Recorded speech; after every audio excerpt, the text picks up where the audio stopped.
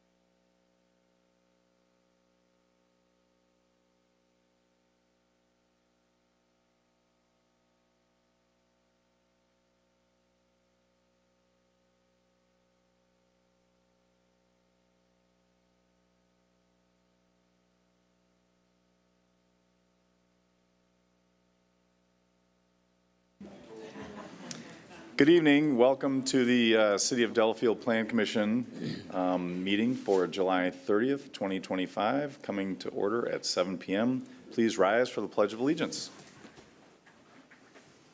I pledge allegiance to the flag of the United States of America and to the republic for which it stands, one nation under God, indivisible, with liberty and justice for all. Thank you. Roll call, please. Okay, Mayor Iker. Present. Commissioner Hausman. Here. Commissioner Kreinke. Here. Commissioner Merrick. Here. Commissioner Schultz. Here. City Planner Amy Barrows. Here. Building Inspector Scott Hussinger. Here. Excused today, Commissioner Cahalan and Commissioner Jasinski. All right, thank you. Looking for a motion to approve the minutes for our June 25th. I'll make a regular meeting. motion to approve. Second. Any discussion or changes? All in favor, say aye. Aye. Abstentions, nays? Okay, minutes are passed. Looking for citizens' comments for anything on agenda, on the consent agenda. Does anyone here wish to speak to anything on the items under number 6? Okay, seeing none, we'll move on to the consent agenda. Looking for a motion to approve the consent agenda. Move to approve the consent agenda. Second. Any discussion? All in favor, say aye. Aye. Nays? Abstentions? Okay, consent agenda is approved. So if you're here for 634 Milwaukee Street, for the, what is this? There's a seedling debut ultrasound, or handcrafted barber lounge, or Delafield Chamber of Commerce, or What's in the Bowl Pet Shop, or Callan Construction, you are approved. You can stay for the rest of the meeting, or you can leave. Thank you. All right, thank you all. Okay, 7 public hearings, none. Citizens' comments for items other than on the consent agenda. So anyone who's here to speak about anything at all, please come up. Mary.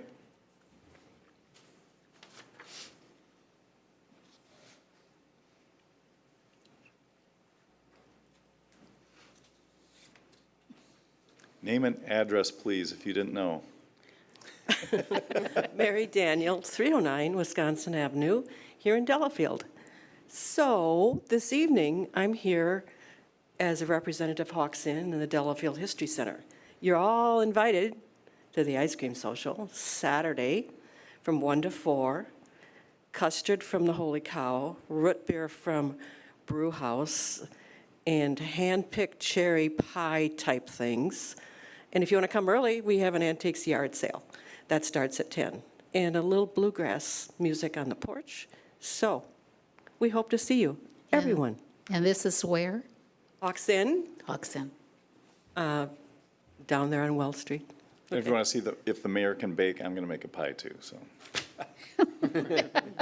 Okay, might we're have all to come set. to watch Thank that. you. All right, thanks, Mary. Anyone else wish to comment about anything on or off the agenda?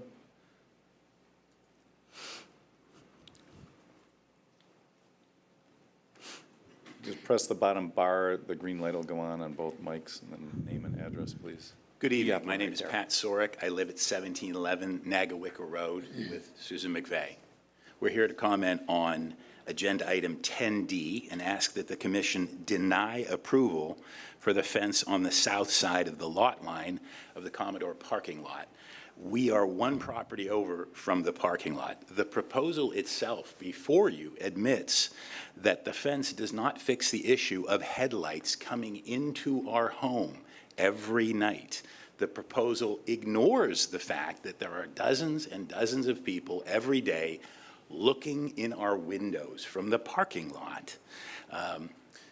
They can see into our house, and I'm sure you address dozens and dozens of interesting issues. Put yourself in our shoes for just a minute and think what that would be like when there are strangers every night looking in your windows. The Seven Seas had an earthen bank that was 5 to 6 feet high, or 10 or so 20 to 30 foot high trees, so it wasn't a problem back then. The other thing I want to point out is the fence slats are 6 feet. There's the number 8 feet keeps being thrown around. The fence slats are 6 feet, and there's even a mistake in your materials where they're talking about the other fence that measures as though it's in a drafting drawing 8 feet. They're 6 feet high. So the issue remains and is constant, and we would ask you to ask yourself the question, why approve something that doesn't work?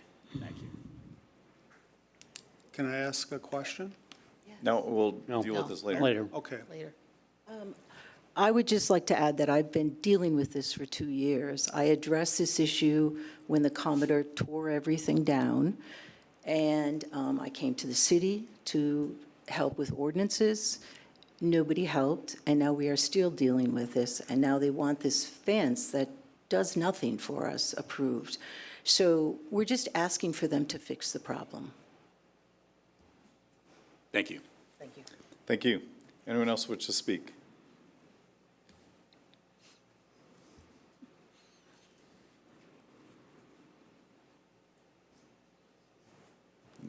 Name and address, please. Yeah, my name is Alice Katayama. I live at 1551 Weber Court, so in the Commodore neighborhood, down the street from Commodore. And it's a beautiful restaurant, and we all want it to do well. We wish it well. We're grateful for all the investment that's taken place there. But my friends and I, when we go there, we play a little game. Oh, let's see what Susan's watching on TV tonight. Let's see who's dining with Susan tonight. Let's flash our lights and see if she notices, which is ridiculous. So I want the restaurant to do well, but not at the expense of my neighbors and friends' peace and tranquility. And I think looking at these 3 different proposals that are on your agenda for the overflow parking lot and for the shielding on the north side, I have a couple of comments. There's so much more solicitude for the neighbors on the north side of the property than there is on the south side, and I don't understand why. And the overflow parking lot faces a very wooded area. The south side is very wooded. Perhaps those neighbors have complained, I don't know.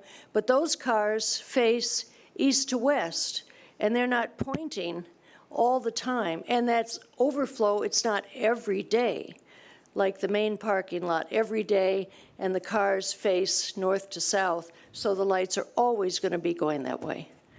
So I think they can do it. They put 18-foot trees on the north side, so they could raise the ground on the south side and put bigger trees, or they could ask for a variance or approval for a fence of the appropriate height. Thank you. Thank you. Anyone else wish to speak? Yes, Phil.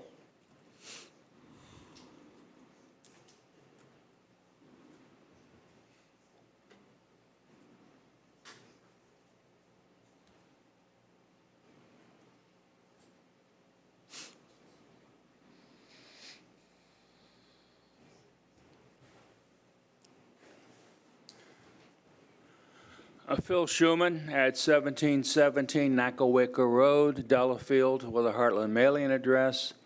My property is directly abutting the Commodore Restaurant. I have no objections for them to raise the fence to an appropriate height that shields my neighbor, Sue McVeigh, from lights coming from their parking lot. I've allowed the Commodore to put trees on my lot to help with that. But apparently it hasn't really worked very well. So raise the fence to appropriate height, whether it's 8 feet or 10 feet. That would act as a snow shield for me, my driveway. So I wish them well. They seem to have wanted to accommodate the neighbors. So here's an opportunity for the Commodore to do this more fully. Thank you.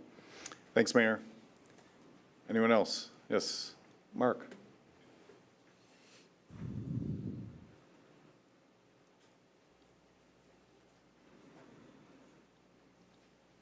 Hi, Mark Schaefer, 2106 Evergreen Lane, and speaking as second district alderperson.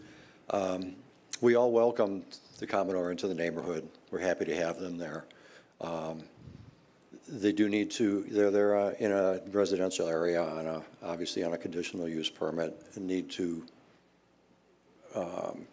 act appropriately and accommodate the residential area. The residential area doesn't need to accommodate them. I have correspondence, copies of correspondence from last August. The restaurant's been open a year. Since last August, I had several neighbors with issues about the sound, the noise, and also the headlights. So I think the neighbors in the neighborhood has been very patient, maybe overly patient, with waiting for the owners of the restaurant to come up with an appropriate, effective solution that doesn't create any additional problems, but solves the existing ones. Thanks. Thank you, Mark. Anyone else wish to speak on this? Any other comments at all for citizens' comments? Okay, seeing none, citizens' comments are now closed. We will go on to unfinished business, which there is none. So 10, new business, 10A, DELC 0793018003, 523 Milwaukee Street, owner Hendricks Commercial Properties. Applicant Annie Albrecht requesting business plan of operation approval to expand an existing coffee shop known as Blue Collar Coffee. Is the applicant here? You can come up and see if we have any questions, but Amy, you want to take this? Sure. A little intro? Okay. So this is a pretty simple request. Blue Collar Coffee is asking to expand their seating area by 949 square feet in an area to the west of the existing space. They will be requesting an amendment to their liquor license. If you haven't already, that will be going to Common Council. They did receive, I don't know if you remember, approval in 2024 for some outdoor seating, and then also, they would expand their liquor license to sell in that outdoor area. There were a few conditions. One is to amend their liquor license, which I'm also recommending tonight. And then the other was to either enclose the dumpster, which is in the parking lot, or to relocate it on the south side of the road. So at last month's meeting, Hendricks did come in and they did request to relocate the dumpster to the south side of the road. So if you do approve this request, one of the conditions is that that be done prior to them expanding their space, which I have talked to Hendricks about, and they're in the motion of trying to make that happen. Anything that I'm missing? Nope. No? Okay. You want to just give your name and address quick? I was for the going to say, record? and I'm not the applicant, but Carly Bloom, 3532 South 46th Street, Greenfield, Wisconsin, and I'm the GM of the property. Gotcha. So we were curious. Is there anyone occupying that space now? No. Okay, so it's just a vacant, Yep. vacant. closed-in area, and then you'd open it up? Mhm. Okay. And you're good with the dumpster move as a Yeah, I've contingency? been Okay. waiting impatiently at this point, because that was, last One of October. the more picturesque areas, looking at the river right Yeah, there. and yeah. There's a dumpster, so it'd be nice to move it, okay? Yep. Is this an expansion? The room, when you walk at the door to the left, that was open before Blue Collar got there? Yep. Okay. So then we're going to That makes reopen sense. that make- door and then expand into that space with Yeah. tables. Because I don't know if you've been in there, but we are pretty rockin' busy every morning, so. Good. Yeah. Okay. I'll make a motion. I move to approve the proposed business plan of operation as presented, subject to the following conditions. One, the existing dumpster shall be relocated to the south side of the road prior to expanding the operation. And number two, prior to the sale of any beer, wine, or liquor in the expanded area, the liquor licenses shall be modified to include the entire premise of the operations. I'll second. Any discussion, questions? All those in favor, say aye. Aye. Opposed, say nay. Or abstentions? Okay, motion carries. Good luck. Thank you. Keep rocking busy. Okay, 10B, DELC 08079850022, 3660 Kettle Court East, owner Pine Brush LLC, applicant John Coots, MSI General Applicant requests site plan and appearance approval to cover an existing dumpster enclosure with a metal roof and add extra pavement to the site. Is the applicant here? All right, Amy, you want to introduce as we Okay, so this property's been to you a couple times in the last few years. It's located on the south side of Kettle Court East. In 2023, you reviewed a pretty significant addition to the building, and then they came back last year to revise some of the landscaping. Now they're just asking to add a metal roof to the existing dumpster enclosure on the south side of the building, which you can see in the image on the screen, and then they are also adding a strip of pavement to help I'm assuming to help the vehicles get around the backside of the building. The only recommendation of the engineering staff is that they might have to compact that area before putting the fresh pavement down, so they can work with their contractors to determine what is or isn't appropriate. There's no permits required for that. Is it good? Would you like to introduce yourself, name and address, please? Mike Bratz, MSI, West 215 East, Wisconsin Ave, Neshota, 53058. Is there anything you'd like to elaborate on what Amy said? Okay. We're Why are enclosing a you, dumpster. why was this brought up? I mean, I have no problem with it, but, I mean, you could have left it the way it was and nobody'd know the difference, I don't think, would they? The roof on the Yeah, enclosure? and then paving it, because you have a dumpster back there now, right? Yeah. And you're getting at that dumpster, so why do you have to pave the driveway and? So that our client actually has moved to a compactor in a dock area, and they still have to store cardboard bales in this area. Okay. So this helps, but Okay, through process and elimination, this is where we ended up. okay. I'm just curious, why is there consideration of our compacting a surface? I would think that would automatically be done with Yeah, putting in I think something Amy like was just stating that we may have to compact. Some areas are probably good, but some may have some soft soil, so Got she it. just wanted to state it. Okay. Okay, that's why, it just struck me as, just curious. There's minutia, right? As we deal in minutia. I'll make a motion to approve the site plan improvements as presented with consideration given to compacting the surface prior to installation of the pavement. I'll second. Any discussion or questions? Okay, all those in favor say aye. Aye. Opposed, say nay. Abstentions? All right, have at it. Thank you. Thank you. Motion passes.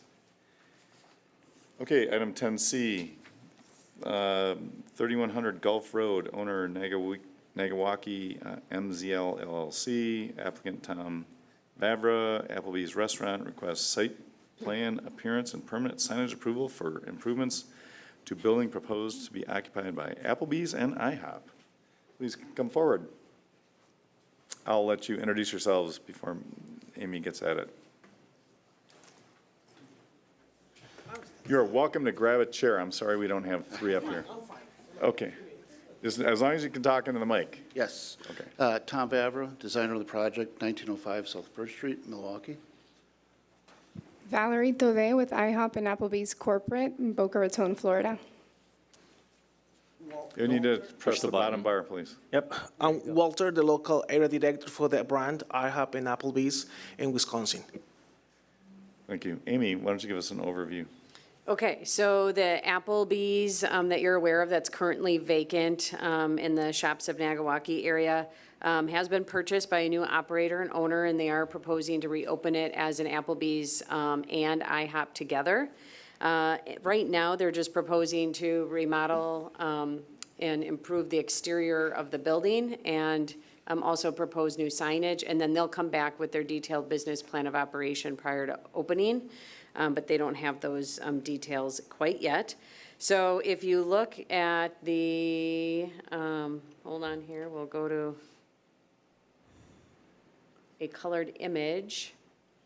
Here's the colored images of the different elevations. They are going to be repainting a portion of the building to incorporate that IHOP brand, so some of that red brick will be painted white. They're proposing to do that. And then the stone base along the entire building will also be repainted gray. And then the roof cap and top course that you can see will be painted a darker black or different shades of black, and then there'll be a red trim in that area. And then some of the existing brick and above the front entrance where Applebee's signage is on here will include finished with, or be finished with a longboard aluminum siding instead of the brick, or that'll cover up the existing brick area. And then they will be putting in new canopies and new awnings on the various sides of the building. So with the signage, if you have no more questions, do you have any questions about the exterior of the building? Okay, the signage, the apples on the awnings that you see, those, because they have the Applebee's logos, are included in the signage. And those are each 45 square feet, and they will take them over the square footage. So if you want to have the awnings, you would need to reduce the area of signage or take them down for now. And if you want to come back, maybe you can get one apple or something like that. We can work through those numbers. And then the other thing with the awnings, this is not a signage issue, it's more of a site plan improvement. You can see there's brackets on them, on the blue and red awnings. Those all have a light halo illumination included in that, just so that you know. And then with signage, we can go to, I think we'll go to these exterior elevations instead. So the south elevation includes an existing, that Applebee's sign is existing, so that's an illuminated, hold on here, I gotta take my glass off, illuminated 45 square foot sign. And then they also have a 9 square foot sign that says neighborhood, and then an 8-foot, 4-inch square sign that says grill and bar. And then those 6 sets of awnings with the apples, again, take them over the square footage. But they could have the red awnings, and that would just be an accent to the building. If you look at the colored renderings we were just looking at, you also saw a to-go painted sign on the building. They are not proposing the to-go painted sign, correct? That would also take them over if they did propose that. So that's not proposed.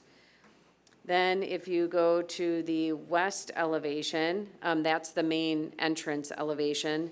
Same thing, the Applebee's sign is there and will remain.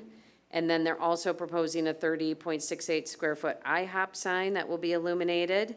Again, the red awnings with the Apple logos, that would need to be taken down for now. And then the north elevation is just the IHOP, so that whole side is white. And they'll have the IHOP sign, that's 30.68 square feet, and then 2 4-foot diameter to-go signs, one for each Applebee's and IHOP. And then the wording on the, you can see the wording, spreading happiness since 1958. That is 15 square feet, so it's smaller than it probably looks on these images. That's not a very big sign. All of the signs except for the awnings do comply with the code requirements in the zoning code. So with that, I would just, make sure you're okay with the illumination on the brackets as part of the site plan review. And then if you have any other comments for them, let them know my recommendation is at your discretion. As we were talking this afternoon, the brackets on the awnings are actually not going to be illuminated. There's wall sconces right now that get replaced. So the awnings will stay unlit.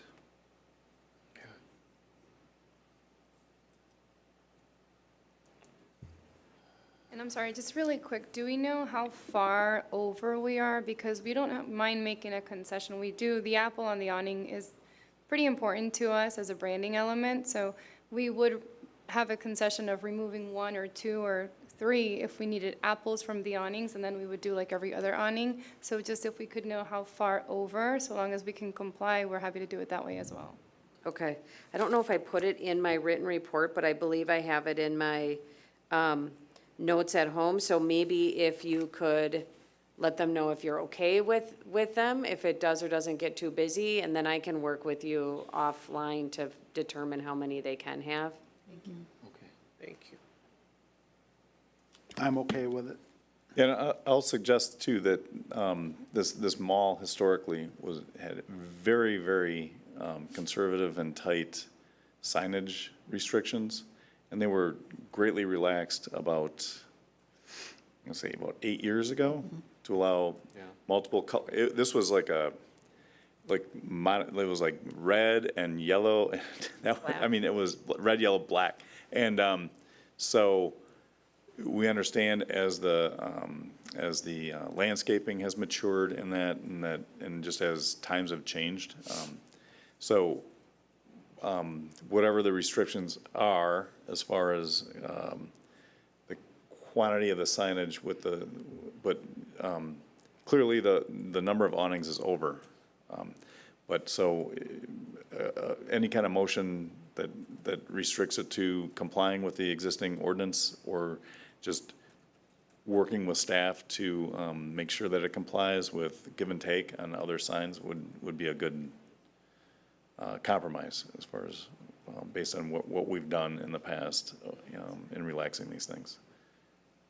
Amy, the replacement of the bracket lights with lantern lights, Yeah, so is that on your radar? Well, it sounds like what they're saying is they're not going to light the brackets, but use the existing sconce lights on the walls, so that wouldn't require any Okay. special approval. Okay. Yeah, I think it's fair to, to work with staff on getting the awnings worked out with that. It's important, I think, to have the coloring on there and everything like that, compared to just what used to take place there. Having corporate colors and all that is important, so I wouldn't be adverse to saying yeah to that.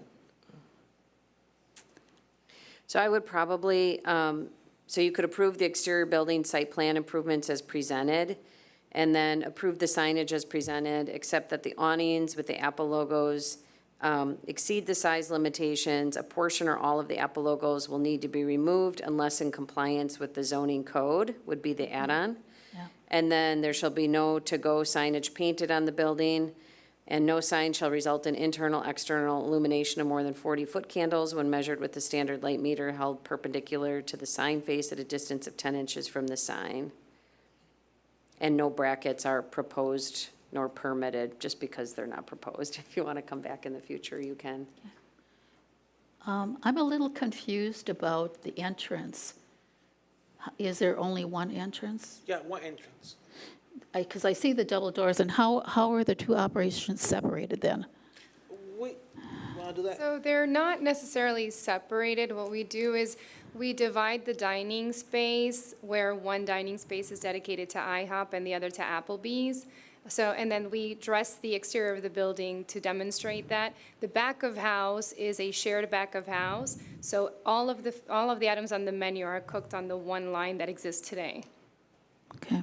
And then if you sit on the Applebee's side, you can order from the IHOP. If you sit on the IHOP side, you can order from the Applebee's, because it's all one menu. So the first part of the menu, I believe, is IHOP.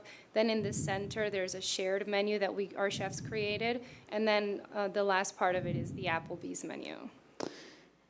Amy, is this two different plans of operation? When they come in, it's up to how they do it, but it's probably just be one. It's the same set of employees. So the it's, same- yeah, I don't mean to interrupt you. No, go ahead. We call it shared services, so it's one plan of operation. Once we are done with the construction and our training team comes in, then the training team focuses on the entire operation with the employees that are going to be working there. So the back of house employees will be working on one operation, executing on the entire menu, and the same goes for the front of house employees that are going to be serving the guests. Okay. The other thing was parking. Is this going to change the amount of parking? Well, the use isn't changing at all, and no, they're not proposing any exterior site improvements with landscaping or parking unless you tell them they need to. They are just changing the exterior of the wall spaces. So, although they're adding like another business to it, the space is the same. The square footage and use is the same. Occupancy doesn't change. I'm just kind of concerned because I know how popular pancake houses are. Even when I was a teen, we'd go at night and go to the pancake house. So I know they're popular, and I'm just concerned that there won't be enough parking. You want your own parking spot, Laura? No, no, I don't. No, I make my own. No, I'm just But saying. I'm just concerned, that you have two. No, I believe that the seating capacity and the use all comply Okay. as far as the amount of parking that they're required to have. Okay, So, I just want to double check. yeah. We have a pretty, I mean, Mike, if you put on the floor plan, about half of the building is kitchen prep space, so it's pretty substantial. Okay, all right. I'll make a motion. Let's go, Scott. I'll move recommendation of the plan submitted pursuant to the recommendations added by the city planner, modified by the city planner. Does that work? You think that works, Amy? Okay. Okay, I'll second. Any more discussion or questions? Okay, all those in favor say aye. Aye. Aye. Opposed, say nay. Abstentions? Okay, plans approved. Work with Amy and figure out the awnings. Thank you very All much. right, thank you. Good luck. What we did too have is the monument sign. Oh, boy. Sorry. Sorry.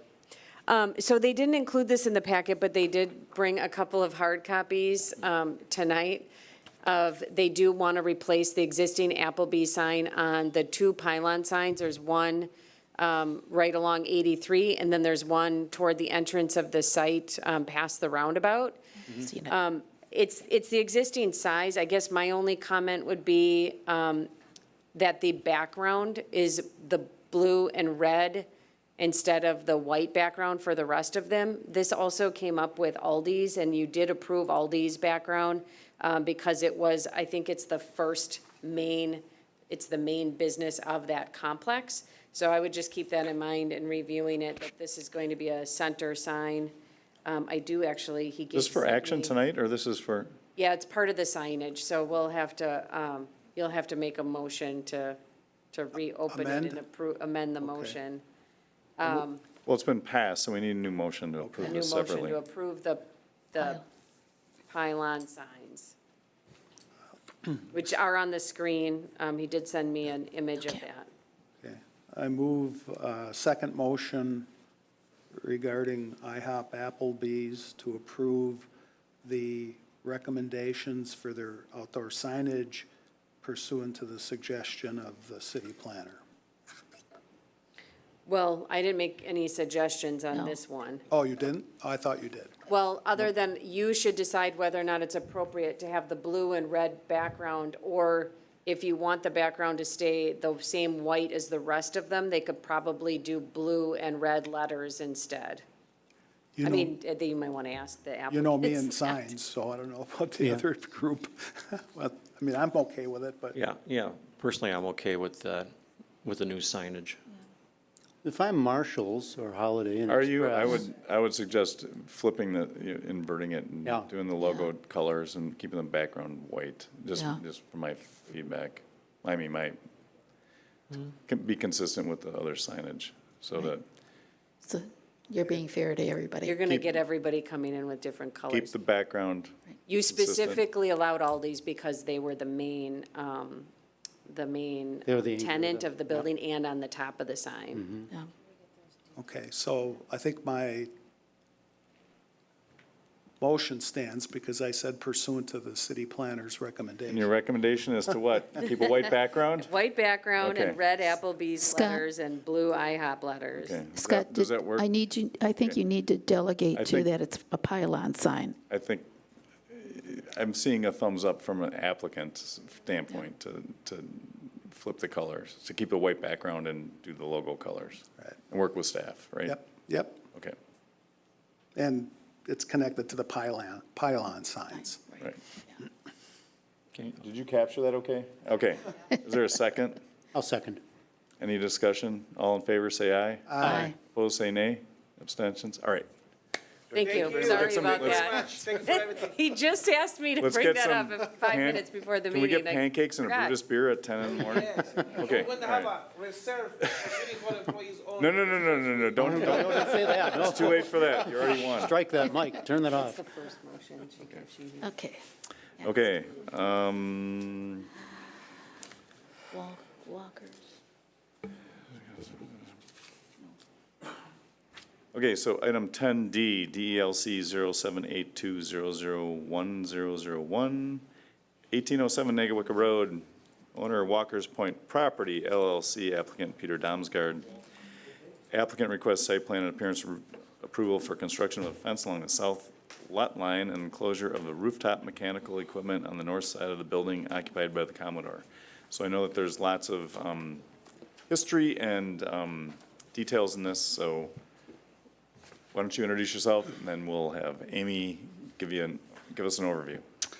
Peter Damsgaard, Growth Design Group. Address is N58 W6181 Columbia Road, Cedarburg, Wisconsin, 53012. And good evening, Keith Trafton, Barla Restaurants, West 331 South 565 Aaron Way in the town of Delafield. All right, Amy, so Okay. break So this down. We'll start with the rooftop mechanical equipment on the north side of the building. They did come in here probably about a year ago, and we asked them to add some additional fencing to screen the mechanical equipment. And then they wrapped some of the, what do you call them? The lattice? The vent. They wrapped some of the vents ductwork to and match the color of the building, we'll call it. So now they do have a rooftop system that is exposed, and it's producing a certain amount of noise that's disruptive to the neighbors. So the applicants are proposing a noise dampening device. So they'll put panels in, and then they need to screen the panels with some kind of a structure. So they did meet with staff within this last month, and the first version didn't have side panels that would face the east and west. And so we did ask them to screen those two sides so that you couldn't see these yellow exposed bars from the parking lot and or the lake. So they did come up with 3 options. And I think rather than me trying to explain them, I'll have Peter explain the 3 options. And then in addition to that, they have put up 17-foot tall Norway spruce trees along that lot line as well to help screen the noise or dampen the noise. So imagery-wise, the first image is the parapet wall. Peter, do you want to explain the components of that wall and maybe the pros and cons? Certainly. Can we get the picture back? Oh, Mike, Thank sorry. you. So the first. You're good. Okay, the first option here is, so to set the stage a little further, there's an existing bathtub up there that had a mechanical unit, so we haven't changed the roof lines from prior to the renovation. So we're working within that footprint, and there's some structural challenges to maintaining that footprint. So first option here would be to build a parapet wall, and if you look in the bottom right, you can kind of see the shape of that opening. It's an angled wall on the west side, so sort of facing the parking lot, the street side. So the proposal here would be to build that parapet wall. It'd be about 12 feet tall to screen the unit. Inside of that parapet wall, there'll be some panels, some sound absorbing panels that would be mounted inside of that wall. The exterior of the wall would be to match the siding of the building. The biggest downfall here, well, I think there's 2 kind of challenges here. The first one is, if you notice in the bottom right picture there, how that wall comes back to the roof line on the west side, on the lake side. Given the height that we need to cover that unit and the existing roof lines, it doesn't just die back into the roof line like we can do it on the east. So it creates a really awkward moment there. It will be, you can see on the bottom left, not highly visible from the lake, but certain angles, certain directions, you might be able to see it. The second thing that I want to illustrate here is on the top left. You can see that wall sort of peeking out by the trees. Given how it's set up and the heights as it comes back, it will appear bigger than some of our other options, even though they all might be about the same height. Just given how the roof lines work, and building that vertical surface in front adds that visual barrier. So that's option 1. Option 2. Oh, moving on. or I can pause for questions before presenting option two. I'll just inject that one of the big things we're trying to accomplish here is not just the screening of the visuals. There's a significant noise complaint. And so that this is to enclose it to provide that sound dampening. And so Correct. That's might be the primary issue based on the location of this from aesthetics from both the lake and because it's a little bit hidden from most people except the neighbor immediately to the north as far as visuals.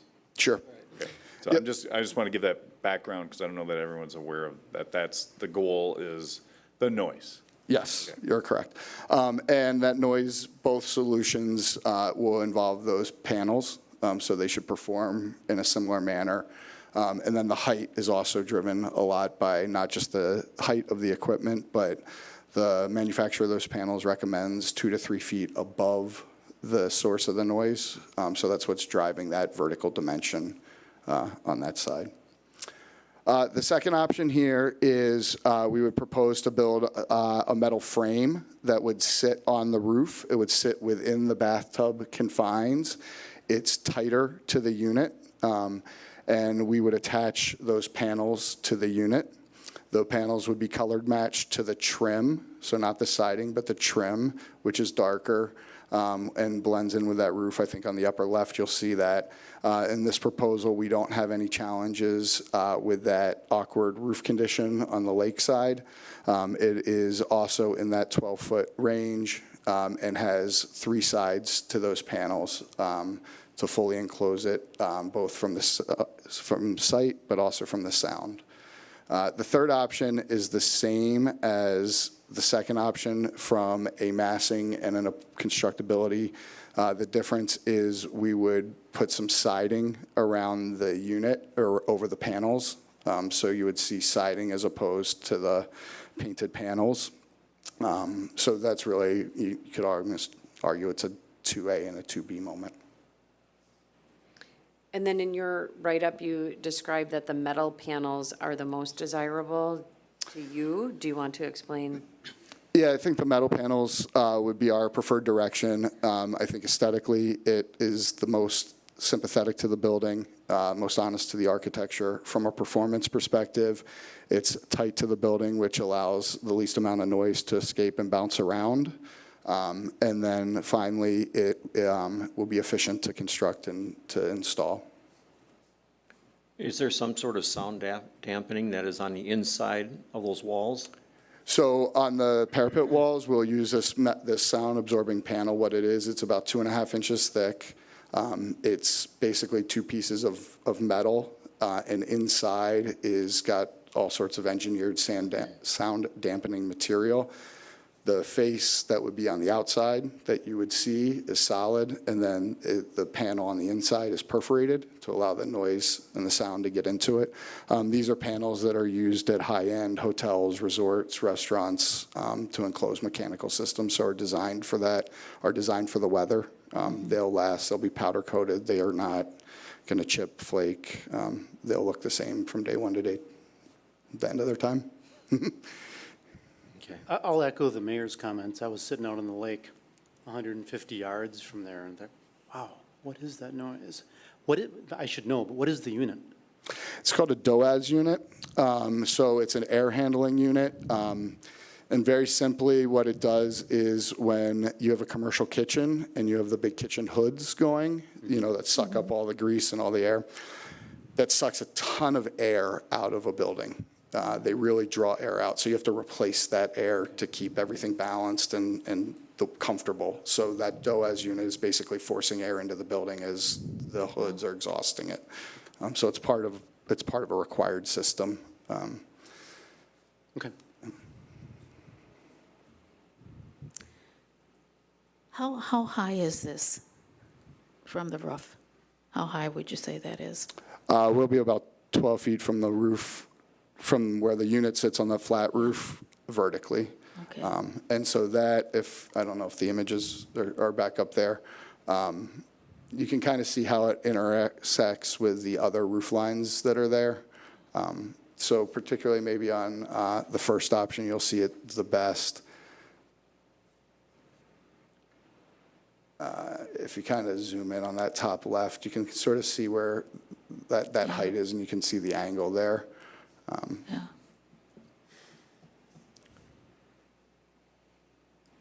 12 feet's pretty high. The unit itself is 9 feet tall. Wow. And you have to go 3 above. Yeah. To ensure that you grab the sound, apparently. Yeah, again, visually, I'm familiar with this just from some of the preliminary discussions at the staff level, and you're thinking about approaching the restaurant, looking at it from the lake, and et cetera.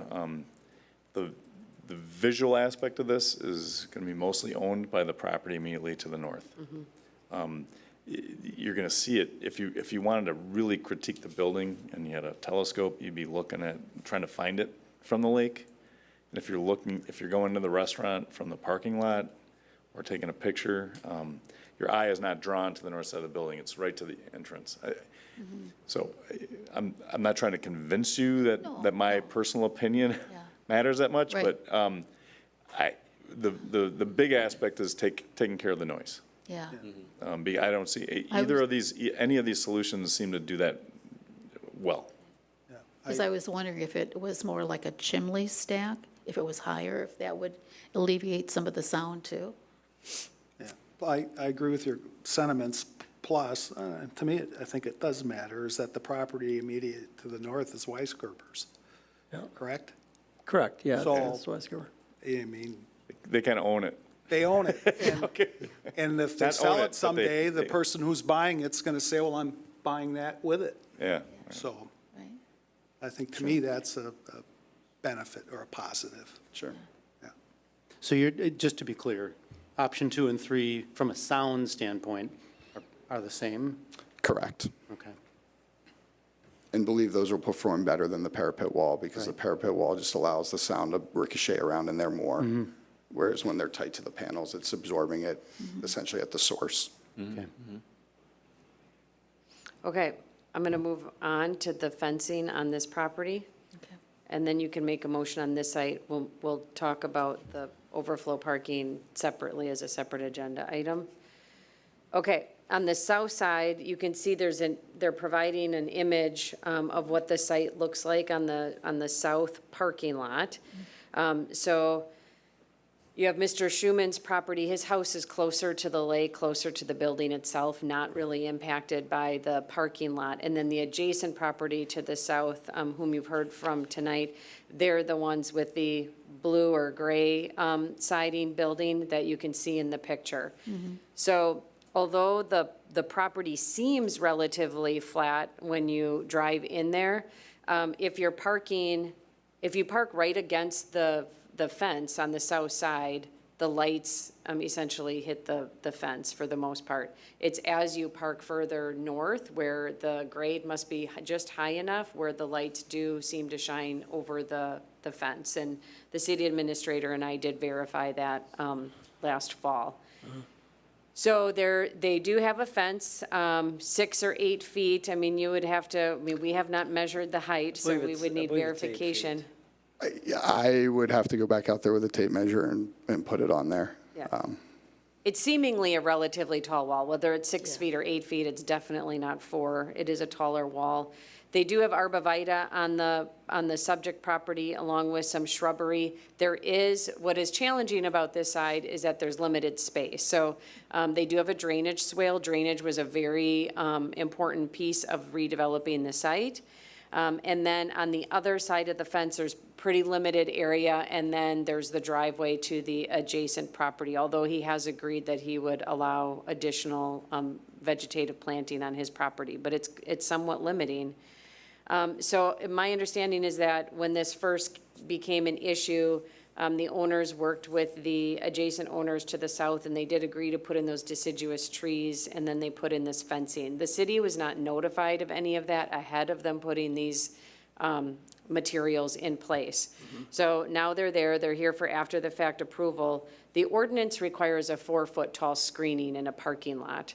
So per code, they do meet the provisions necessary to screen from adjacent properties. With that said, there is an impact being placed on that property owner's home. So the applicants are here, they're requesting to get approval for what they've installed, which is the fence and leaving the vegetation as is.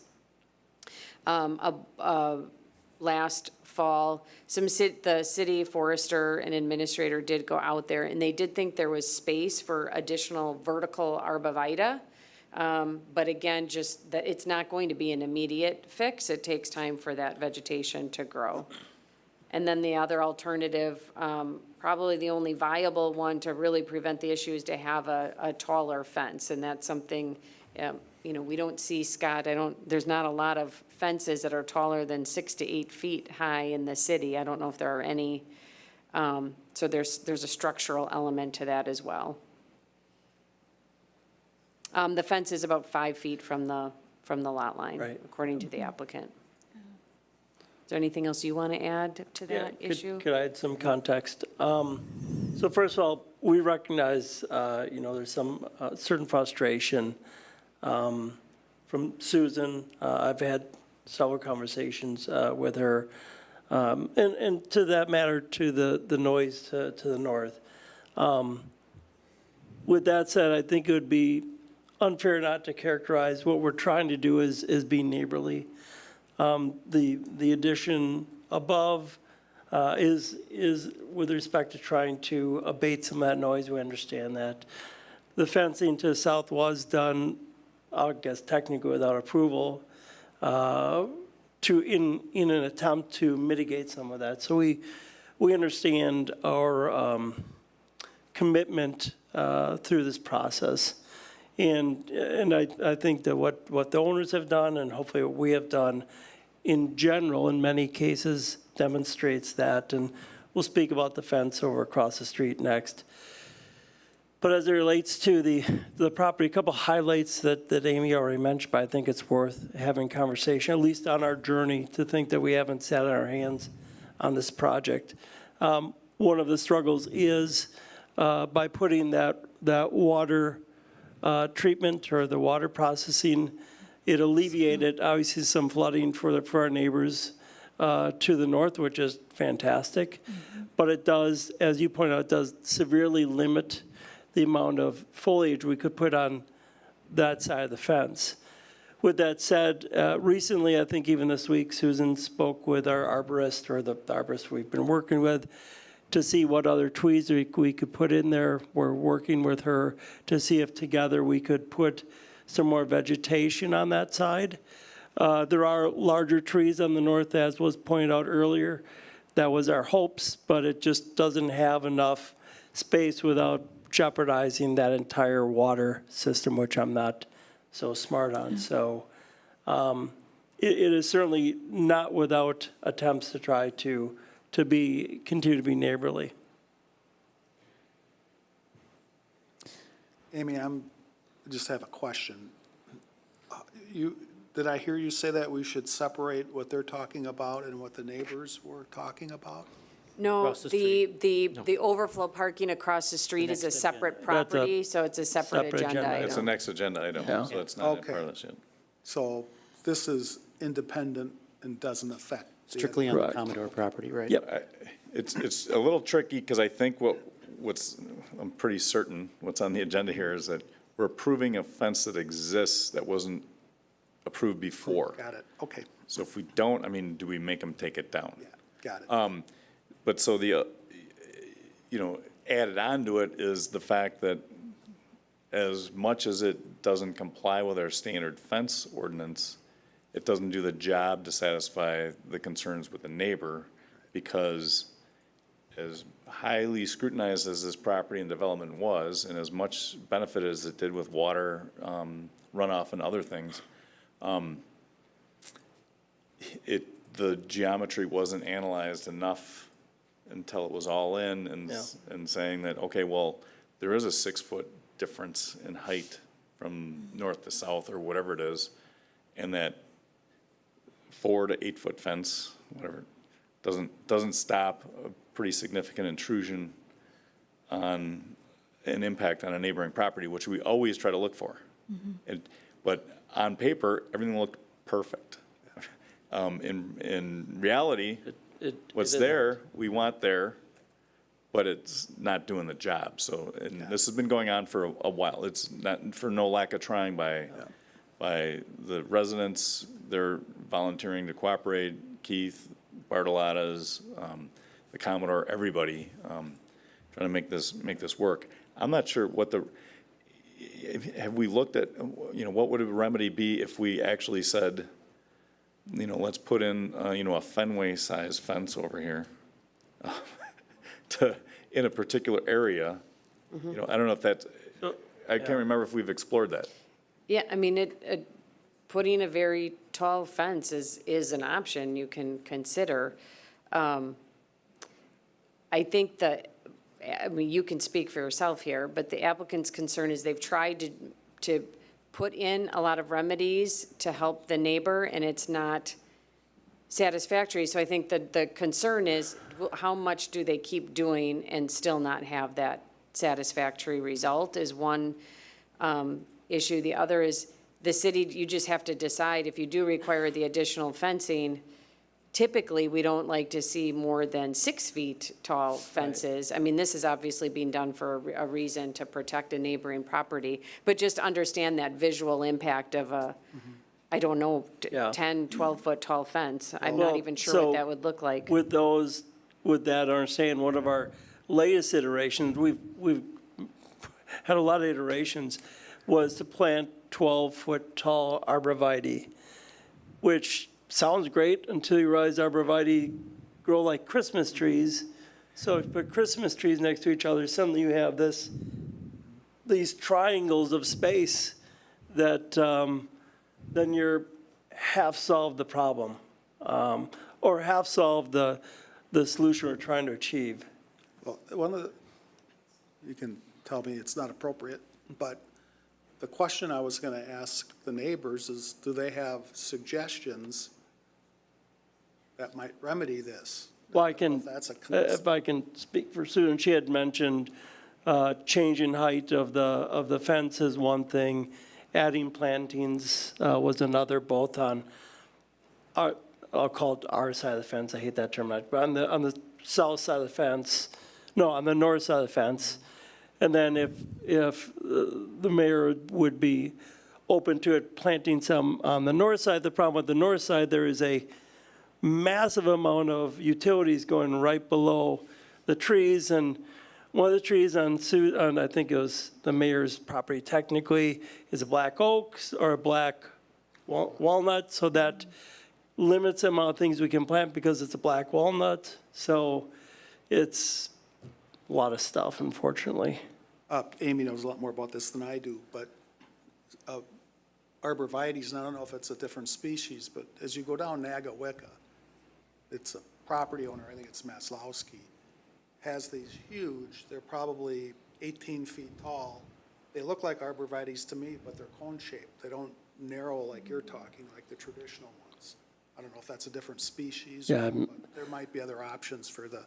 Possibly. We've worked with someone from at Landworks, three of the places at Landworks, so we're somewhat trying to get their input as well, right?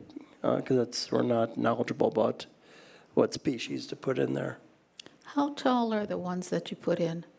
I think they're as tall. If you look at the fence, if the fence is 6, we'll call it 7, just for spitballing it. It's like 7 feet, but it's at the apex. It's at the. Do you know how tall they'll get and how wide they'll spread?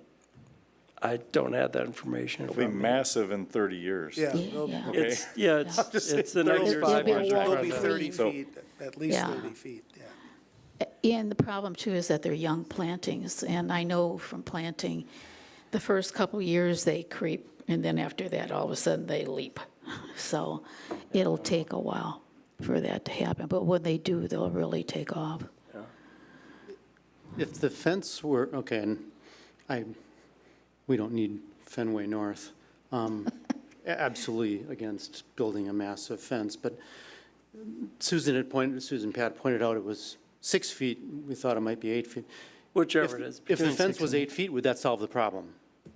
I don't think it does. I don't think it does. I think it's I'm like getting a head nod. I thought it needed to be like 10 or 12 feet tall. 10 or 11 feet, I think if we, based on what a truck and, I don't know if there's a way to do a site. Yeah, we can look at a Line. cross-section and analyze it.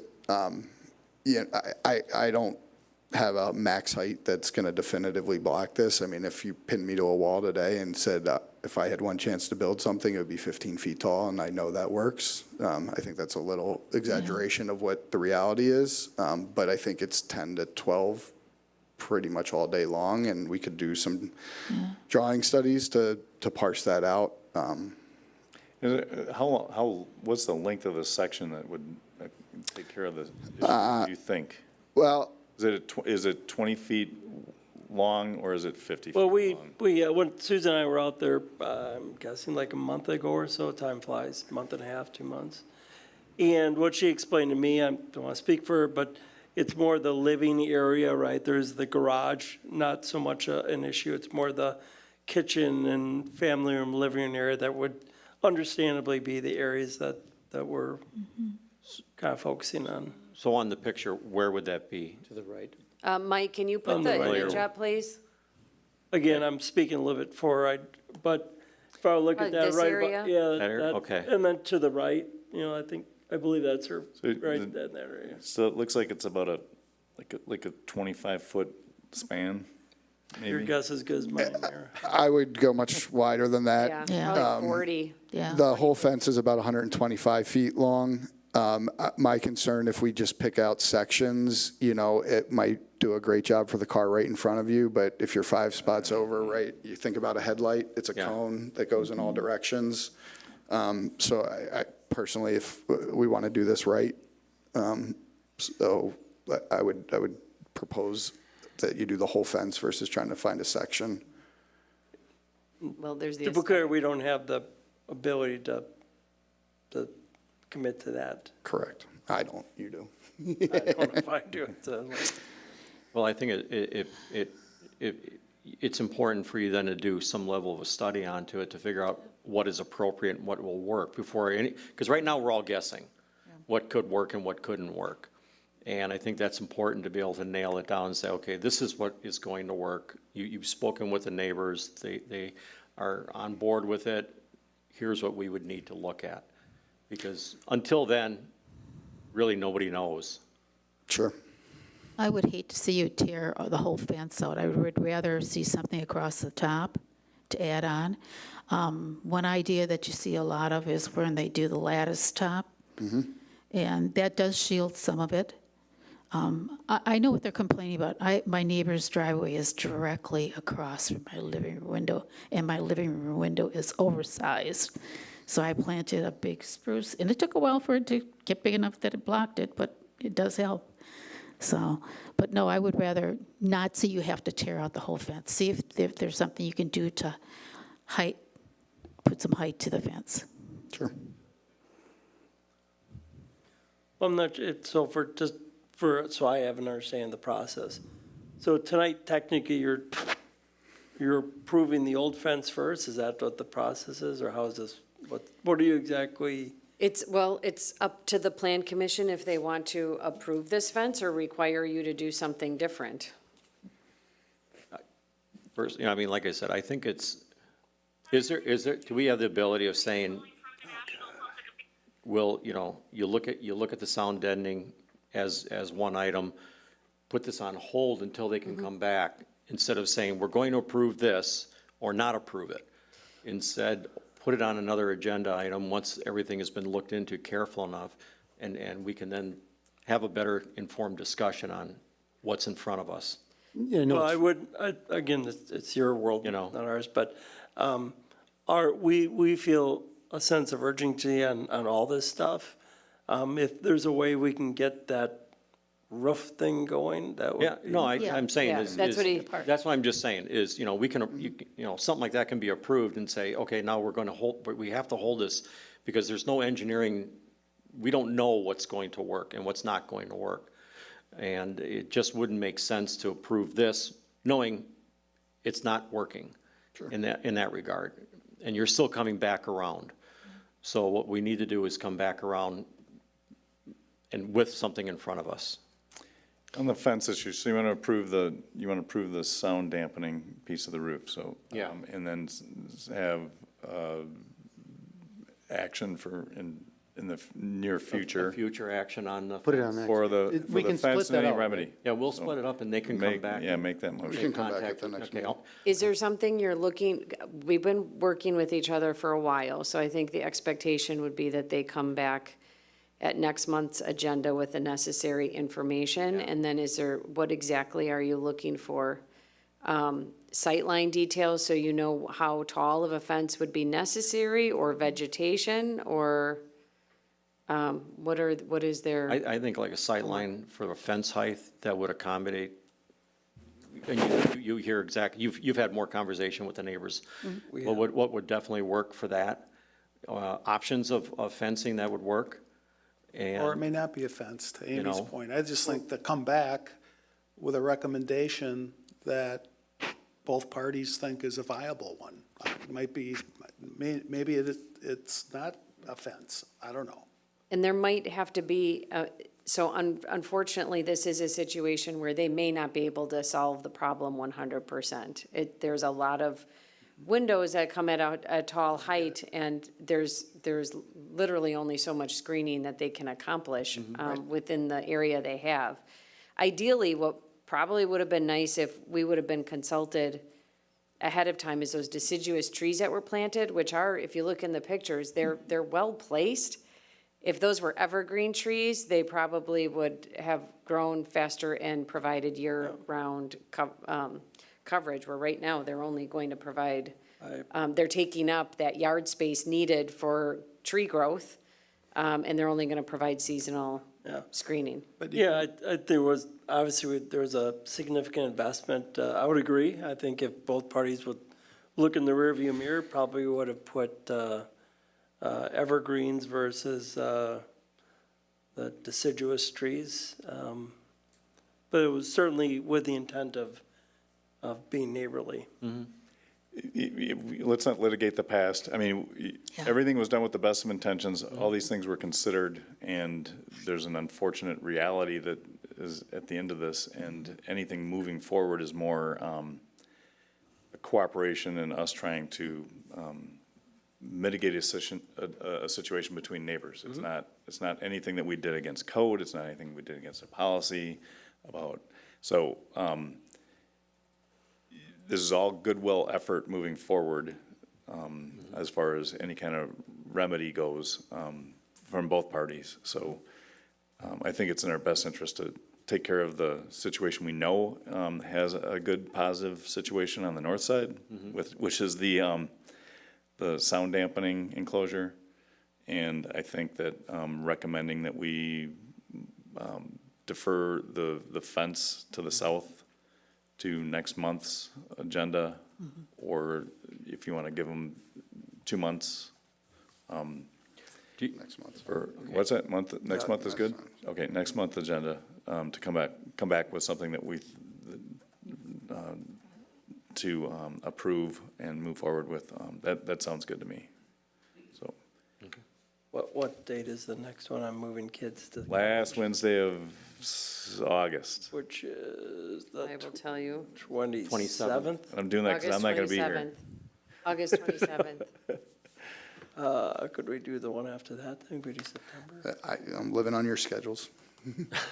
I won't be here next month, but I'm not necessary, right? So. If we do a September one, if you want me back, but unless you want. How about we get something to staff in advance of next month and see how it plays out? Okay. There we go. All right, let's make a motion. Let's get some sound dampening stuff done. All right, as far as the sound dampening, I like the idea of the metal panels. I think, and the only reason for that is it being a darker tone metal, It hides up there better visually from, it's a big object. It is. That being said. So I'll make a motion to approve the metal sound dampening walls going up there with the darker tone that you have displayed here. And I would put the fence on the south side, right, south side of the property, defer that for at least till next month possibly, but you'll be in contact with staff to solidify any kind of discussion going on that side forward. That cover? That should cover it. Sound good, Amy? Sound good? All right. Is there a second to that? Second. Any more discussion? All in favor, say aye. Aye. Opposed, say nay. Or abstentions? All right. Let's kill some noise. We'll kill the lights later. All right, thanks.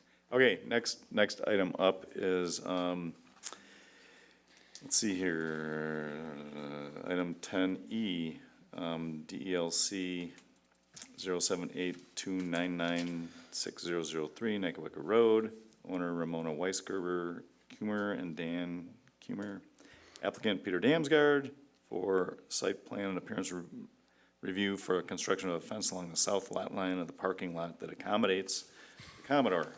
So right across the street to the east.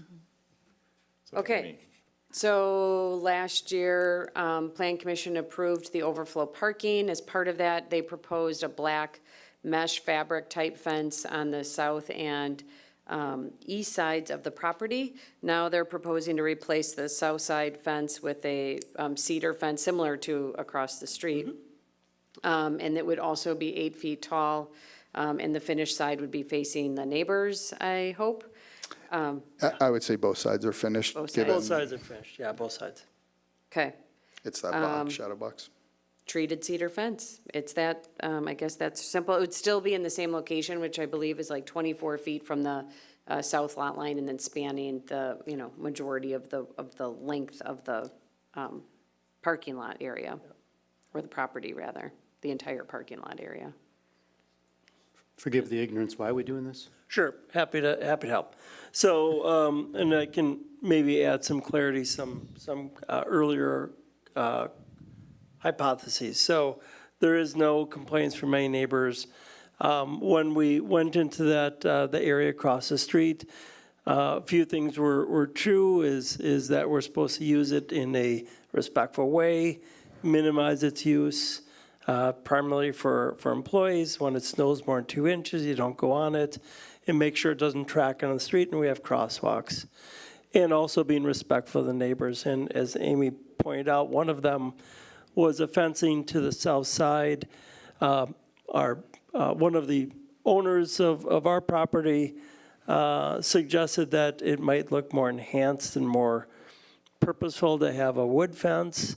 I think actually there was also someone who mentioned to the city that it looks a little droopy, like it's a construction thing. So we thought we'd put a fence up. So if you go past the property, like a lot of people are right now with the road construction, you'll see two things. One is we put a little crushed gravel as the road elevates up so that it's not tearing into it and ruts and it's not bringing dirt onto the road. We felt that was the right thing to do. And we feel that this is a more apt fencing that looks more appropriate to the setting, but still keeps it a natural setting. Why do we need 8 feet? What's that? Why do we need 8 feet? I think to be consistent with the fence across the street, I think. Which we weren't sure on. Okay. it is, you're familiar with the property, I'm sure. Oh, yeah. Yeah. And it's a pretty wooded, or It's got a lot, fairly full of vegetation along there. it's a lot of shrub. It's an investment we did. Right. We're not doing, because I get the aesthetics. I mean, Yeah. I run that road all the time. Yeah. My question, I thought it was going to be you had a complaint from the neighbor. I'm thinking, No, how the no. heck can they see through those woods? No. I guess I have an issue with just, do we really, you want it to look nice, I have a problem with a fence. Yeah. It's like, okay, if you're going to put a fence in there, can we do it 4 feet? I mean, does it have to be 8 Well, I feet? suppose we could do 4 feet. I mean, mean, we're just trying to be consistent. I'm, We I could don't know, take the other that's me. 4 and put it over on the other side. It's 125 feet. Perfect. So, fair enough. That's just me. I'll leave the other commissioners to their opinions, but it's like. That's a good point, Mike. Yeah. I mean, well, I don't think we have any druthers. I mean, we could do Right. 4. I mean, you're trying to make it look nice, is what you're trying to do. That's it. Yeah. Code is 6, right? What is code, Amy? So the residential districts, 6 feet is the standard maximum height. You have the ability to overrule that because we did on Milwaukee Street, on Main Street, a few years ago.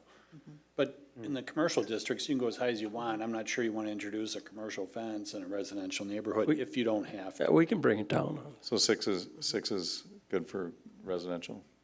And then for parking, screening parking, you have to screen up to 4 feet in height. So that satisfies the parking requirement then, I presume. But that's also the issue we're talking about previously, that the fence satisfies the parking requirement as well. Yeah. Just, it does look like the adjacent property to the south on this side is higher than the parking lot. It based is on- higher, yeah.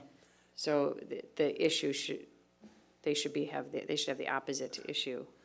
And there's just a ton of buckthorn For too. benefit. Which it's a natural barrier. Then at that point, you're probably safer saying 6 feet as opposed to 4, just in case. You know, if it's well hidden, another 2 feet, it's insurance. Happy to bring it down to 6. Yeah. And if it's buckthorn, eventually they're going to clear that out. Yeah. Yeah. I'd go with the 6. Property isn't used that much. We track it. It's used 12% of the time, but we're simply just trying to be consistent, that's all. Then I'll make a motion to approve a 6-foot-tall fence, cedar, as depicted here in your proposal, in the location and length that you have written here on your prints. Second. Any more discussion or questions? Okay, all in favor, say aye. Aye. Opposed, say nay. Abstentions? Okay. Got a 6-foot fence, take the other 2 feet, stack it twice. Move it Come over back, to the we'll other see you again in side. September. Or, you know. Thank you, Thanks, guys. everybody. Thank you. All right. Okay, next topic. We have, everyone's been waiting for this, Amy. Zoning, or comprehensive plan zoning ordinance revision, possible action, discussion regarding an application to amend the Chapter 52 of the zoning district maps regarding the primary environmental corridor overlay district. And again, there's no hurry here. We're just trying to come up with something. This has been on the, I don't know, it's been item 9 out of 10 on the whiteboard for years, I think.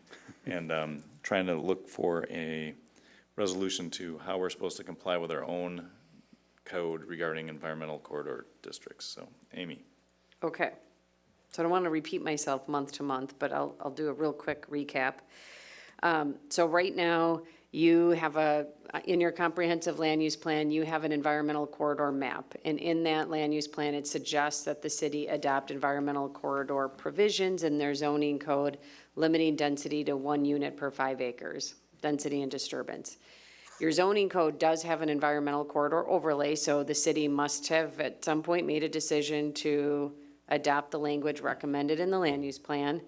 The zoning code only refers to primary environmental corridors and secondary environmental corridors, whereas the land use plan also includes isolated natural resource areas. And they're all defined differently. The definition differences are in my report. Isolated natural areas are just areas of at least 5 acres and 200 feet in width, but it doesn't have to have any kind of connectivity.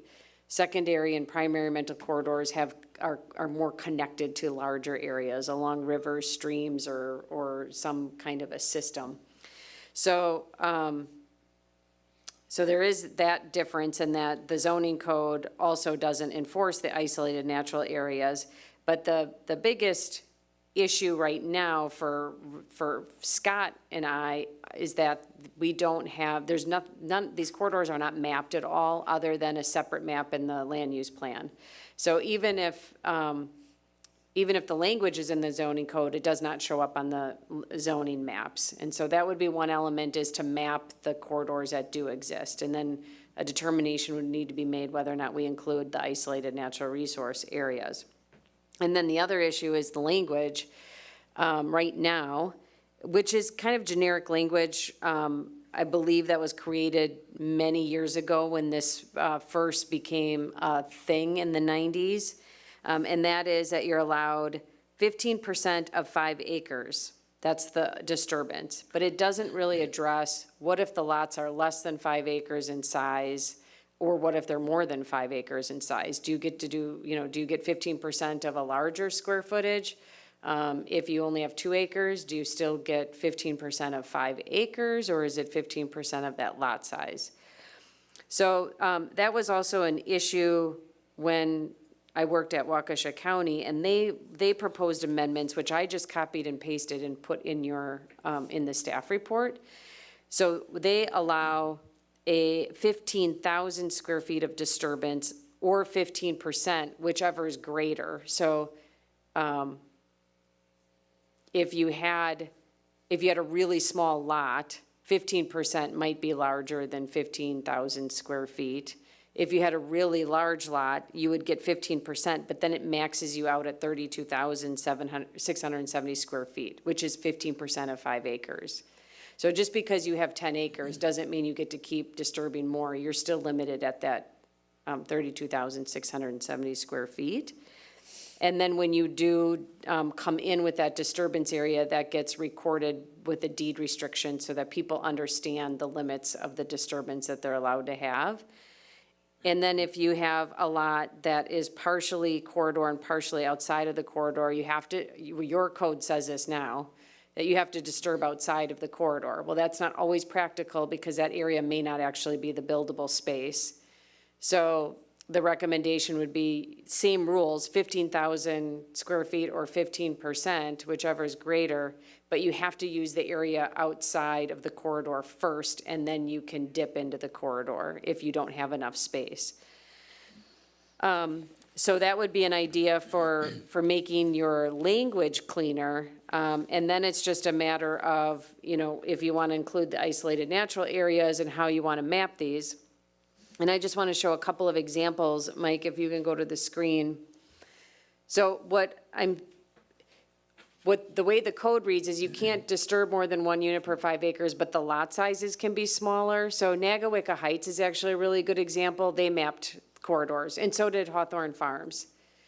And they got credit for 1 unit per 5 acres, but all of that credit was put into areas outside of the corridor, and the lot sizes are ½ acre. They're much smaller.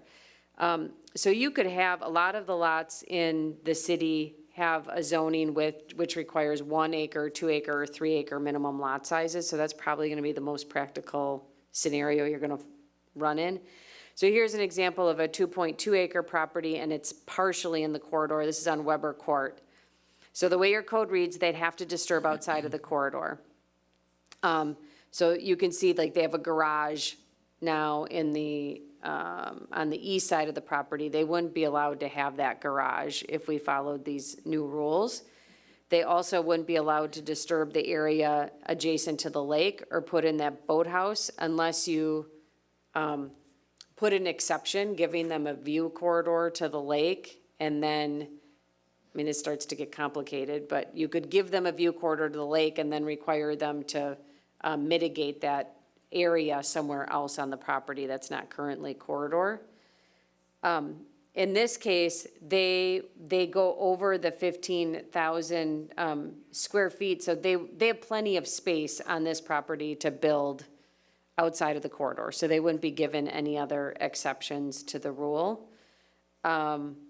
But let's say that area that's not in the corridor was really small, it was only 7,000 square feet, we would give them 15,000 square feet, and then you would create an envelope and record the envelope so that they and future owners are aware of what they're allowed to do. Does that make sense? And then, and you can see the difference here by not having this mapped, the area that was improved versus what it looked like before it was improved. So there would have been a little more limitation on what they could or couldn't do. And then this next example is a 1 acre property, another typical example. I just did a rough calculation, and they probably have disturbed about 12,600 square feet, which would be allowed in the new code, but they would only be, given like 2,500 square feet extra. And this area to the east would be protected in perpetuity, really. So that's an example of how the corridor provisions could be effective. With them not being mapped now, they could, disturb the whole thing, really. And then here's another example where all of these 3 lots along Nagawicca Road are all 5 acres in size. And so they would be allowed 32,670 square feet each. If they happen to be 5.3 acres in size or 5.5, they would be maxed at that 32,670. And then last but not least, this is one area, after scanning the city, this is probably the most vulnerable area that interestingly was not mapped as corridor in 2000 and 2005, which is the maps that the land use plan adopted. So it isn't being mapped per the city's regulations. Well, if you look at the newest maps prepared by Sewer PAC, it does now show up as corridor. So because this is an area that's been looked at very closely as an economic opportunity for the city with the B5 business uses, you can make a decision to not include a certain area in your provisions up front, so they would not show up on the maps. With that being said, when they extend sewer to the site, Sewer PAC does have regulatory authority over sewer extensions, and they may, because they have them mapped as well, they may regulate and restrict where sewer can go on this site. So, the developer may be allowed one thing from the community and not another from Sewer PAC, and they'd have to work through that. But that would be an area where, we could look through the maps very carefully to see if there's any other areas in the city where the economic opportunity might outweigh the opportunity to preserve vegetation. Amy, the only question I had, I thought this was very thoughtful, is you could use the example, the first one you gave. If somebody is in one of these environmental protected areas, you pointed out the boathouse, and somebody buys the property in the future and wants to tear the house down, or a tornado blows it down, would they be enjoined from You need to talk into the mic, Scott, sorry. Oh, would they be enjoined from rebuilding on the footprint that was there? What normally, I think what you're gonna see, maybe not always, is Sewer PAC cuts the houses out on most lake properties already. So those zones are gonna be, they're gonna be given, so if you look here at these properties, like where all the existing improvements are, they already take it out of the corridor. So somebody could come in and they could rebuild, probably even get an addition, and it won't be part of the corridor, and so they'll be allowed to do it.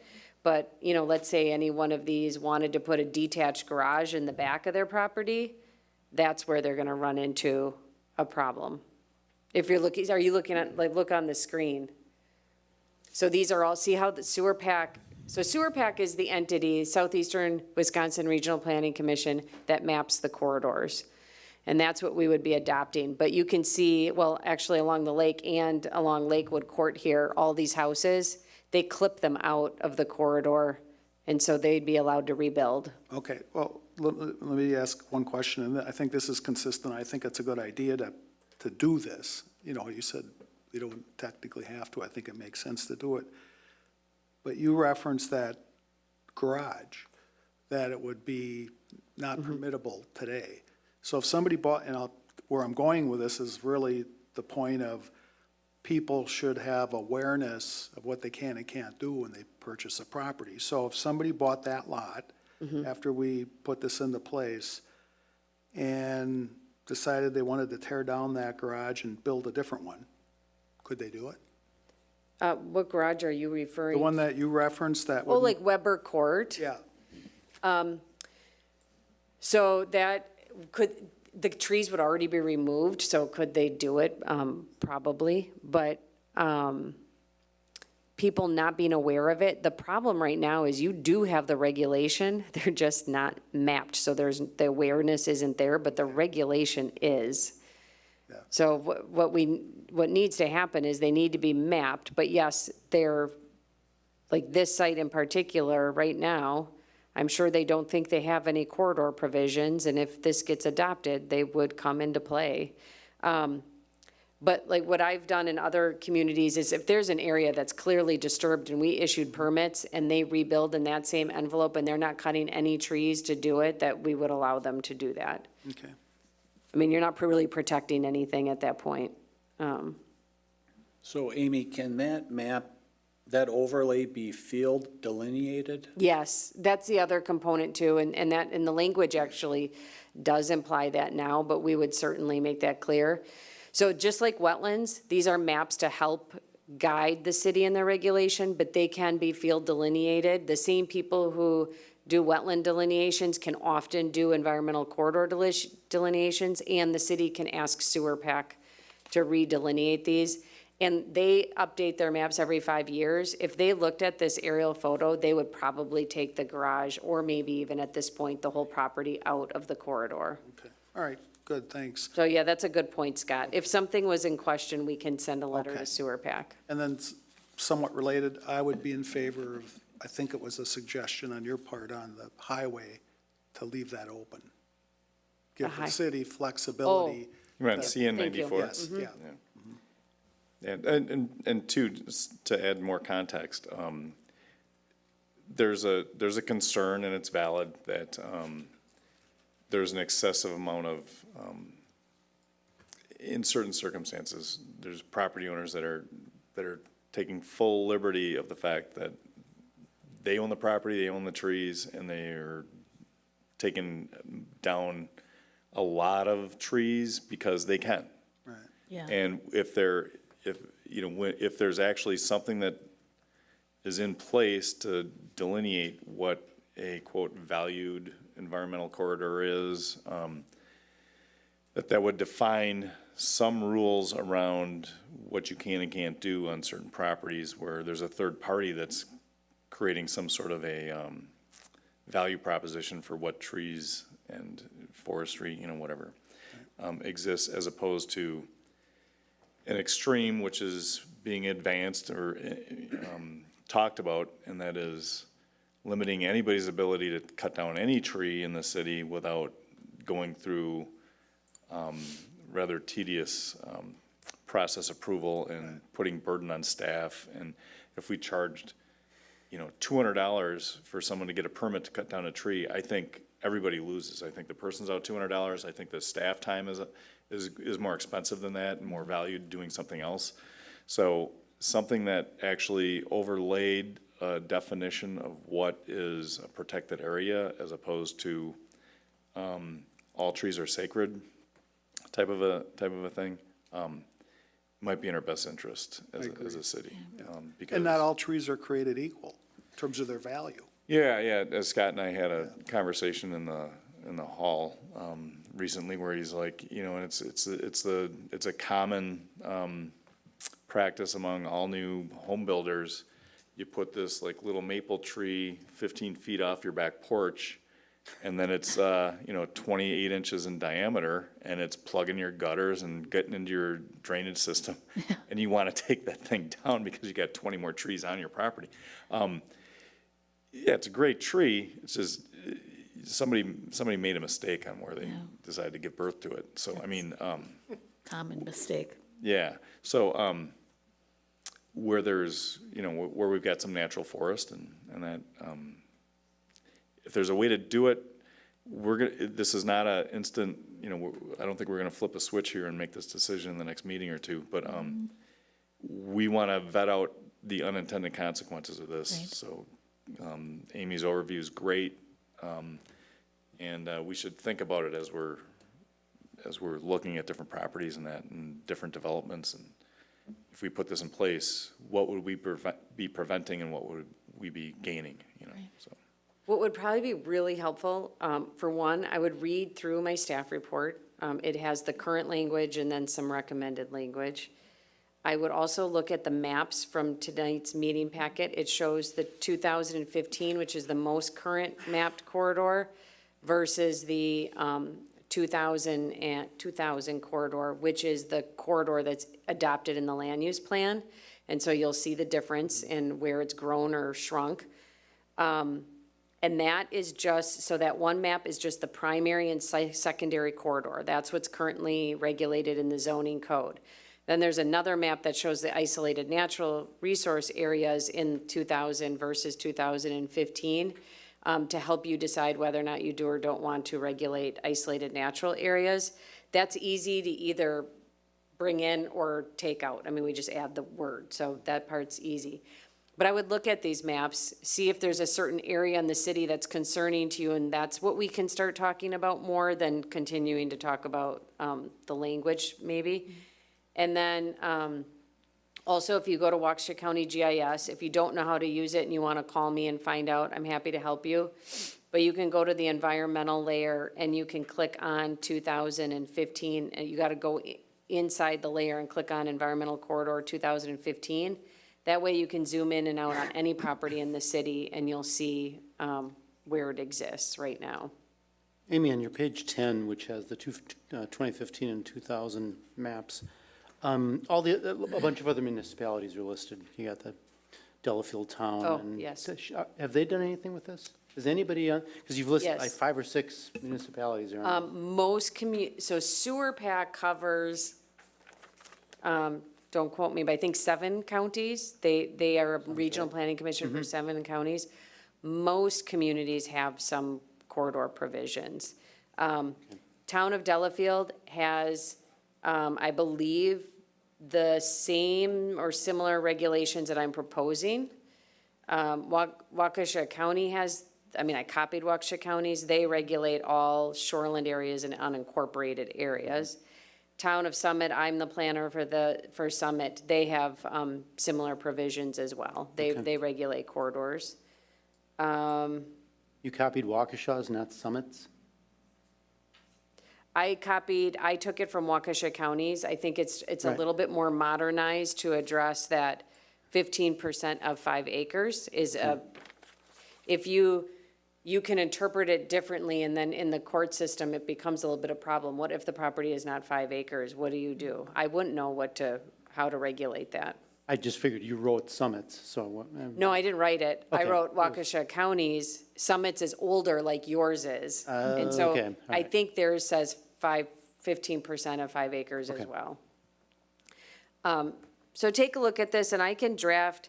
I think the hardest part for you would be that there's, on the lake, there's some corridor along the lake frontage and, preventing people from cutting trees to have some kind of a view. I think you need to address that. So I can certainly put some language together for you to consider. Maybe next meeting, we can just do a tour. You can open up the GIS instead of asking us Yeah. all to get educated. And just pick apart. And just scan properties. the city and just give us a 15-minute look at where these corridors exist. And that might spark some thought as far as who it would impact, whether appropriately or disproportionately. The only suggestion on the view part is, particularly over where the channels are, people regularly cut trees down because they're elevated back so they can see the lake. And I used to live back there, and 50% of those trees are junk trees. So Are you a talking on the islands? Yes. Oh, okay. And That's a different so, story. one, I think in that case, the tree matters, but 2, if they they might be able to replant something else that's more appropriate for the area, and it still accomplishes both parties' interests. Yeah, we should look at those areas because there's very little that's actually mapped as corridor. And the provisions do say, or we'll make sure it's written, that you can cut dead, diseased, dying, or invasive species with the city's approval. So we have a documentation of that. So you're really going after the, native good stuff. All of the properties he's talking about are in the environmental. Are in it? Okay. Yep. In their primary, I think. Let's pick those apart next month. Yeah, I can take a look at Those, and that's don't want to go too far afield, that comes up at Lake Welfare on a regular basis. Yeah. Are they allowed? And everybody I keep hearing from is the DNR is permitting them to go cut down all that vegetation. So the DNR does not regulate land. They don't regulate vegetative cutting on land. That's the city's responsibility. Then we need to look into that, because I keep getting told the DNR is permitting this. Yeah, we're going sideways. The other thing that- Got it. Different topic, yeah. Understood. The other thing, Amy, I would suggest you think about, and if you want to see it, I can take you out on a boat ride someday and show it to you, but over on that area, it's all, we call them bogs. And they probably don't support hardwood trees because they're bogs. And they have a lot of junk trees on them, but big pieces of the bogs break off because there isn't a proper amount of, and I think 50 years from now, they're going to be half their size. And plus, as a nuisance, they float over when the southwest winds and they show up on our, we have to call a city to get them out of there. But my point is that there's probably vegetation that wouldn't obstruct views, but that would help stabilize those bogs. Talking to the mic, Scott. Pardon? Talking to the mic. Oh, I'm sorry. Yeah, and so in the bogs, when you talk about the DNR, those probably are below the ordinary high water mark if they're breaking off. And then those are under the jurisdiction of the state, but. Oh, okay. But true, I mean, the deeper the root system, the better it holds together the soil. That's part of the reason of keeping trees. Right, well, good intro into what we're gonna be talking about for a couple more meetings. Okay. So keep the questions coming, those are all good. Anything else, Amy, on this? Nope. All right, so item 12, reports of city officials, correspondence is in the packet. Scott, what do you got? Anything good? No, nothing good. Oh, dang. Anything bad? No, not bad. All right, that's good. Keep it steady. Good All right. Amy, anything else? Nope. All right, so our regular meeting dates and deadlines, August 27th is our next meeting, and submittal deadline is today. So if you missed it, you missed it. All right, with seeing no further business, meeting's now adjourned at 8:41. Thank you.